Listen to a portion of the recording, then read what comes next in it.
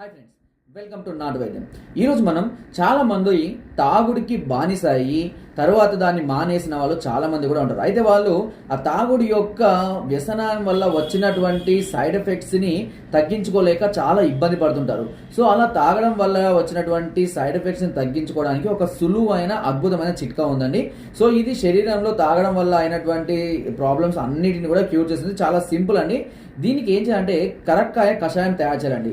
కరక్కాయను దంచి ఒక half litre నీళ్ళలో వేసి బాగా మరగనిచ్చి అది సగానికి ఇంకిన తర్వాత దానిలో అంటే వాటిని 2 పూటలుగా కూడా ఒక గ్లాసు తీసుకొని ఆ గ్లాసుకు సమానంగా పాలు కలుపుకొని ప్రతిరోజు ఉదయం రాత్రి 2 పూటలు కనుక తీసుకుంటూ ఉన్నట్లయితే ఈ కరక్కాయ పాల మిశ్రమం అనేది శరీరాన్ని మళ్ళీ నార్మలైజ్ చేస్తుంది. ఈ తాగుడు వల్ల వచ్చినటువంటి సైడ్ ఎఫెక్ట్స్ అన్నింటినీ కూడా పూర్తిగా తగ్గించడం జరుగుతుంది. వితౌట్ ఎనీ సైడ్ ఎఫెక్ట్స్ వాళ్ళకి ఎలాంటి ఇబ్బందులు కలగవు. సో ఫ్రెండ్స్, నా వీడియో కనుక మీకు నచ్చినట్లయితే లైక్ చేయండి, షేర్ చేయండి అండ్ సబ్స్క్రైబ్ చేయడం మాత్రం